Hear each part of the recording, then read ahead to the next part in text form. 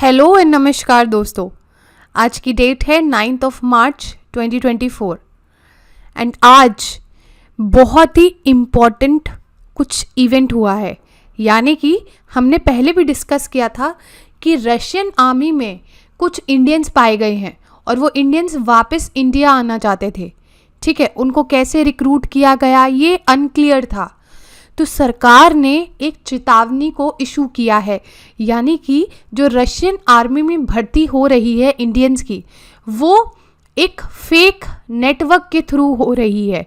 यानी कि हमारे लोगों को बहला के, फुसला के, है ना, उनको थोड़ा सा लालच दे के नौकरी दे दी जा रही है। क्योंकि हमारे देश में आप जानते हो कि अनएम्प्लॉयमेंट काफ़ी ज़्यादा है, तो लोग नौकरी के चक्कर में क्या हो जाता है, लालच पैदा हो जाता है और रिक्रूट हो जाते हैं रशियन आर्मी में। तो ये सरकार ने काफ़ी चेतावनी इशू कर दी है, क्योंकि ये बहुत ज़्यादा डेंजरस और रिस्की है। क्योंकि हाल फिलहाल रशिया और यूक्रेन के बीच में क्या चल रहा है, युद्ध चल रहा है। तो उस युद्ध में लड़ने के लिए लोगों को रिक्रूट किया जा रहा है ऑल ओवर द वर्ल्ड। तो इंडिया में भी रिक्रूटमेंट चल रहा है, जिसके कारण काफ़ी सारे इंडियंस जो है रिक्रूट हो रहे हैं रशियन आर्मी में। एक इवेंट या फिर एक सत्य घटना शेयर करी गई है न्यूज़पेपर में। हेमल मंगूकिए, ये जो हैं गुजरात के रहने वाले थे और इनको भी रिक्रूट किया गया था एक एजेंट के द्वारा कि भैया हाँ, तुम्हें हम नौकरी देंगे रशियन आर्मी में, तुम्हें बस कुछ नहीं करना है, तुम्हें बस एक हेल्पर की तरह एक्ट करना है। ठीक है, फिर तुमको ये चीज़ें मिलेंगी, वो चीज़ें मिलेंगी, बहुत सारी सुविधाएं मिलेंगी, इतना पैसा मिलेगा। इनको क्या कर दिया जाता है, अट्रैक्ट कर लिया जाता है या फिर ल्योर कर दिया जाता है। ठीक है, अब इस लालच के कारण ये लोग चले जाते हैं, भर्ती हो जाते हैं और फिर इनको वॉर में लड़वा दिया जाता है। जो रशिया और यूक्रेन के बीच में वॉर हो रही है, वहाँ पे इनको भेज के इनसे वॉर में पार्टिसिपेट करवा दिया जाता है, जिसके कारण इनकी जो है डेथ हो गई थी। तो ये काफ़ी इम्पॉर्टेंट मुद्दा था। तो सरकार ने इस पे इशू रेज किया है और लोगों को सावधान रहने के लिए बोला है, चेतावनी को इशू किया है कि भैया ऐसे बहुत सारे जो फेक रिक्रूटमेंट एजेंट्स हैं घूम रहे हैं और जगह जगह से जो है रिक्रूटमेंट हो रहा है। तो इन लोगों से बच के रहें, वरना ये काफ़ी रिस्की हो सकता है। तो ये था हमारा इम्पॉर्टेंट आर्टिकल। नेक्स्ट आर्टिकल की हम बात करें तो यूनियन कैबिनेट ने अप्रूव करी है एक स्कीम उन्नति, यानी कि उत्तर पूर्व ट्रांसफॉर्मेटिव इंडस्ट्रियलाइजेशन 2024। जैसे कि आपको समझ आ रहा है, उत्तर पूर्व यानी कि नॉर्थ ईस्ट रीजन के लिए ये स्कीम चलाई गई है। ये सेंट्रल सेक्टर स्कीम है, यानी कि जो पूरा खर्चा होगा कौन देगा, आपका सेंट्रल देगा। ये किस लिए है भैया, इंडस्ट्रीज को यानी कि डेवलप करो और एम्प्लॉयमेंट को जेनरेट करो in states of the north east region. ठीक है, अब इस चीज़ से बेनिफिट क्या होगा, देखो एम्प्लॉयमेंट जनरेट होगा ना, तो जो सोशियो इकोनॉमिक डेवलपमेंट है नॉर्थ ईस्ट का, वो इम्प्रूव होगा। ठीक है, इकोनॉमिक एक्टिविटी जो है बढ़ेगी, कहाँ कहाँ, मैन्युफैक्चरिंग सेक्टर में और सर्विस सेक्टर में। ठीक है, तो ये मेन क्या है, इनका ऑब्जेक्टिव है। फीचर्स की बात अगर हम कर ले तो स्कीम का पीरियड क्या है, यानी कि 10 साल चलेगी अलॉन्ग विद 8 साल ऑफ कमिटेड लायबिलिटीज। और eligibility all new industrial units, यानी कि जितनी भी नई इंडस्ट्रियल यूनिट्स है प्लस एक्सपैंडिंग यूनिट्स, यानी कि उनको और भी ज़्यादा अपने यूनिट्स लगाना है कहीं, तो उन सारी चीज़ों पे एप्लीकेबल होगा। प्लस इनको जोन्स में बांटा गया है और पार्ट्स में बांटा गया है।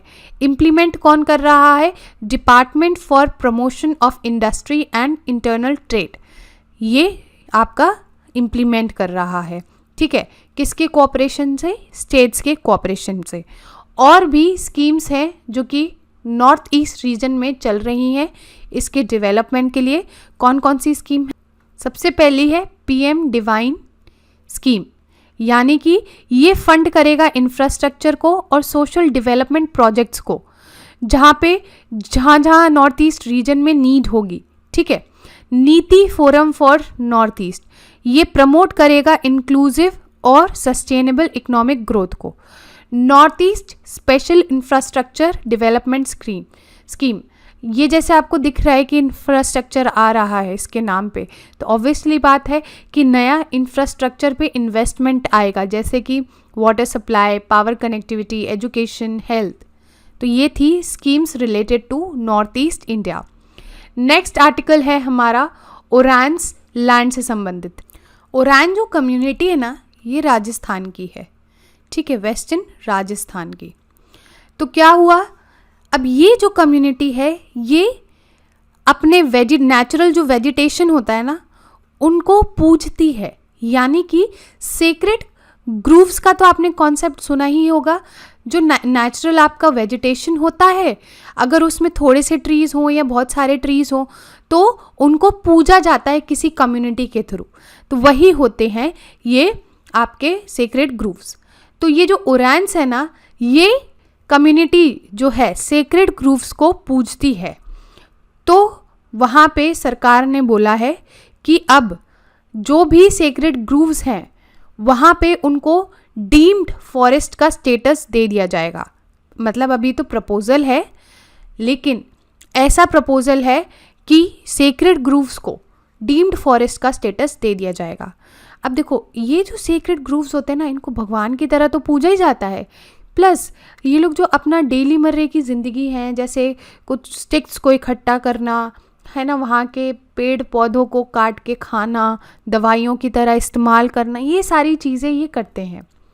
लेकिन अगर डीम्ड फॉरेस्ट में आ गया, वैसे तो डीम्ड फॉरेस्ट को डिफाइन कहीं नहीं किया गया है, लेकिन गोदावर्मन और थिरुमलपड़ 1996 केस में सुप्रीम कोर्ट ने बोल दिया कि ये जो डीम्ड फॉरेस्ट का केस है, डीम्ड फॉरेस्ट जो है ये वैसे तो डिफाइंड नहीं है, लेकिन ऐसा फॉरेस्ट एरिया मान लो जो फॉरेस्ट की तरह दिखता हो, ठीक है, उसको हम डीम्ड फॉरेस्ट मतलब बोल दिया जाएगा। ऐसे सुप्रीम कोर्ट ने इस केस में इसको डिफाइन किया था। तो इशू क्या होगा, अब इशू ये होगा, अगर फॉरेस्ट एरिया में आ गया या डीम्ड फॉरेस्ट एरिया में आ गया तो इन कम्युनिटीज़ को इन फॉरेस्ट एरिया का एक्सेस नहीं मिलेगा, ठीक है। जो ये पूजा करते हैं या अपना डेली लाइवलीहुड जो भी कमाते हैं यहाँ से, वो नहीं कर पाएंगे। तो इसीलिए ये काफ़ी ज़्यादा इशू है। ओरांस आपको पता होना चाहिए वेस्टर्न राजस्थान की कम्युनिटी है। नेक्स्ट आर्टिकल है हमारा सी डिफेंडर्स 2024। ये क्या है, एक नेवल एक्सरसाइज है between India and US. Sea defender 2024 जो कि अभी मार्च 9 और 10 यानी कि आज और कल हो रही है, कहाँ पे, पोर्ट ब्लेयर में, ठीक है। ये क्या क्या फोकस करेगा maritime piracy and asymmetric threats, simulated drone attacks on commercial merchant traffic, joint maritime search and rescue operations, major firefighting, marine pollution response, counter drug interdiction exercises और मेडिकल इवैक्यूएशन पे भी ये ध्यान देगा। वैसे तो इसको याद करने की ज़रूरत नहीं है, बाय चांस, अगर बाय चांस वाली बात करें कभी आ जाए तो ऑल मार्क कर देना बिना डरे, ठीक है। नेक्स्ट आर्टिकल है union cabinet approves India AI mission to strengthen artificial intelligence innovation ecosystem. AI artificial innovation, यानी कि इंडिया AI मिशन होगा क्या, ऑब्वियसली बात है, जब AI आ रहा है तो AI इनोवेशन को और बढ़ाने के लिए ये आपका मिशन होगा। किसके थ्रू किया जाएगा, strategic programs and partnership across the public and private sectors, यानी कि ये क्या अचीव करेगा, computing access, providing startup risk capital, है ना, ensuring socially impactful AI projects, bolstering ethical AI, ये सारी चीज़ों पे इसमें ध्यान दिया जाएगा। इम्प्लीमेंटेशन कौन कर रहा है, by India AI independent business division है अंडर डिजिटल इंडिया कॉरपोरेशन। बस इसका मतलब पता होना चाहिए कौन इम्प्लीमेंट कर रहा है, सिग्निफिकेंस क्या है, बस इतना ही पता होना चाहिए, बाकी सब तो अपने आप हो जाता है। इतना कोई खास UPSC इन सारी चीज़ों पे डिटेल में नहीं जाता है।